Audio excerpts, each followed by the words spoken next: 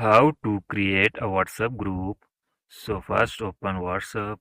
After that tap on this plus icon. Now click on new group. Now invite your friend or contact. Click on any contact. After that and click on this arrow icon. Now type your group name.